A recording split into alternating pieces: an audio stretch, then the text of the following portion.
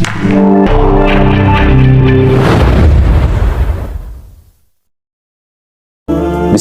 wa bihamdih. Assalamualaikum warahmatullahi wabarakatuh. Alhamdulillah, alhamdulillah, alhamdulillahi rabbil alamin. Wassalatu wassalamu ala asrafil anbiya'i wal mursalin wa ala alihi wa sahbihi ajma'in. Segala puji milik Allah yang telah mencurahkan anugerahnya kepada kita. Dengan rahmatnya kita dapat melakukan aktivitas sebagaimana mestinya, sehingga apa yang menjadi tujuan dapat terwujud dengan baik. Salawat serta salam atas junjungan kita Nabi besar Muhammad sallallahu alaihi wasallam. Beliaulah penutup para rasul dan pemimpin manusia untuk mengarungi kehidupan di dunia ini. Dan tidak lupa pula salawat dan salam untuk keluarga beliau, sahabat dan para pengikutnya sampai hari kiamat. Untuk para sahabat, tidak bosan-bosannya kami berdoa, semoga Allah senantiasa memberikan karunia-Nya kepada kita, dimudahkan segala urusan dan diberikan rezeki yang berlimpah serta kesehatan dan keapiatan untuk menjalankan ketaatan kepada Allah Subhanahu wa ta'ala. Suratul Fatihah merupakan surat yang pertama-tama diturunkan dengan lengkap di antara surat-surat yang ada di dalam Al-Quran.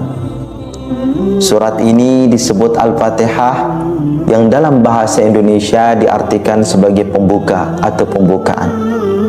Juga dinamakan Ummul Quran, induk Al-Quran, atau Ummul Kitab, induk Al-Kitab, karena dia merupakan induk dari semua isi Al-Quran.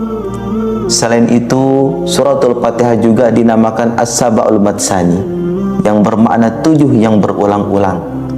Dinamakan demikian karena ayatnya yang berjumlah 7 dan dibaca berulang-ulang dalam sholat. Ayat ini setiap hari dibaca 17 kali dalam sholat fardu. Sholat tahajud setiap malam setidaknya 11 kali beserta sholat witir. Sholat duha sekurang-kurangnya 8 kali. Sholat sunnah rawatib qabliyah 10 kali, ba'diyah 8 kali. Jika ditotal, sekurang-kurangnya dalam sholat fardu dan sunnah 54 kali sehari semalam dibaca oleh kaum muslimin dan muslimat di seluruh dunia. Suratul Fatihah yang disebutkan oleh para ulama memiliki begitu banyak keutamaan. Salah satunya membaca suratul Fatihah mendapat pahala seperti membaca sepertiga Al-Quran. Kemudian orang yang membaca suratul Fatihah seolah ia telah menyedekahkan emas di jalan Allah. Dan masih banyak lagi keutamaan dari membaca suratul Fatihah. Namun pada kesempatan ini kita akan lebih fokus pada khasiat dari suratul Fatihah apabila kita niatkan membaca untuk diri sendiri. Adapun yang pertama, manfaat dari membaca suratul Fatihah untuk diri sendiri, yaitu menjadikan jin dan syaitan marah. Dijelaskan bahwa suratul Fatihah memiliki efek penyembuhan bagi seseorang yang terkena gangguan jin atau sihir. Seseorang yang terkena gangguan jin biasanya akan dibacakan ayat-ayat Al-Quran, termasuk surat Al-Fatihah. Jin dan setan akan merasa panas dan tersiksa hingga akhirnya mereka keluar dari tubuh seseorang. Dalam sebuah riwayat disebutkan bahwa iblis menjerit ketika diturunkannya suratul Fatihah. Seorang ulama besar bernama Imam Mujahid berkata, ketika turun surah Alhamdulillahirabbil alamin, iblis mengalami kesusahan yang teramat besar. Ia berteriak sekeras-kerasnya dengan teriakan kesedihan dan menengus panjang. Maka barang siapa berteriak keras dan menengus, berarti ia dilaknat. Hadis riwayat Ibnu Ad-Duraisi dalam Fadail Al-Quran. Yang kedua, sebagai terapi dalam meruqyah diri. Suratul Fatihah juga disebut dengan nama Ar-Ruqyah atau jampi, berdasarkan sebuah riwayat yang menjelaskan bahwa seorang sahabat pernah mengobati kepala suku Sayyidul Qaum yang disengat binatang. beliau membacakan Kitab suratul Fatihah. Ketika hal itu ditanyakan kepada Rasulullah, beliau justru balik bertanya, dari mana kamu tahu bahwasanya Al-Fatihah itu adalah jampi? Hadis riwayat Bukhari. Yang ketiga, sebagai obat bagi yang sakit. Bagi seseorang yang ditimpa penyakit, tentunya ingin diberikan kesembuhan dari penyakitnya, maka membaca suratul Fatihah bisa menjadi salah satu ikhtiar yang dapat dilakukan agar segera diberikan kesembuhan dari sakitnya. Hal ini didasari oleh hadis Nabi Muhammad sallallahu alaihi wasallam, Fatihatul Kitabi Shifa'um min kulli da'in. Fatihatul Kitab atau suratul Fatihah merupakan penyembuh segala penyakit. Hadis riwayat Ad-Darimi. Hal ini pun yang mendasari suratul Fatihah disebut pula dengan nama Asy-Syafiyah atau penyembuh. Yang keempat, dijauhkan dari perbuatan yang tidak baik.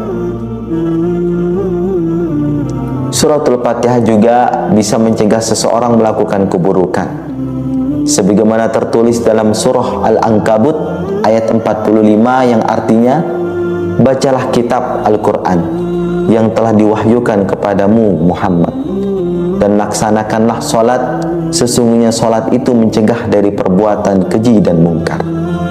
Dan ketahuilah, mengingat Allah itu lebih besar keutamaannya dari ibadah yang lain. Allah mengetahui apa yang kamu kerjakan. Quran surah Al-Ankabut ayat 45. Itulah beberapa manfaat bagi seseorang yang selalu mengamalkan suratul Fatihah, baik hal itu untuk orang lain maupun untuk diri pribadi. Adapun kaifiat atau tata cara mengirimkan bacaan Fatihah untuk diri sendiri yang dikutip dari laman Nahdlatul Ulama yang dapat diterapkan dalam kehidupan sehari-hari. Pertama, ucapkan salam kepada diri sendiri. Lalu sebutlah nama diri sendiri secara lembut sebanyak 3 kali. Sentuhlah dada kiri di mana tempatnya jantung berada di dalam tubuh dengan menggunakan tangan kanan sembari mengucapkan Alhamdulillah. Kemudian ucapkan, aku menghadiahkan Al-Fatihah untuk diriku, lahir dan batinku sendiri. Ya Allah, jaga, lindungi dan rawatlah hambamu ini dari segala kebatilan, limpahkanlah segala kebajikan dan rahmat yang kau miliki. Lalu bacakan surat Al-Fatihah untuk diri sendiri sebanyak 1 kali. Itulah beberapa penjelasan yang dapat kami hadirkan. Kami dan kita semua selalu berharap akan penjagaan Allah kepada kita. Dengan membaca suratul Fatihah kepada diri sendiri, kita berharap agar Allah senantiasa memberikan rahmat, taufik dan perlindungannya kepada kita semua, serta ampunannya dari segala dosa yang kita perbuat, baik yang kita sengaja maupun tidak.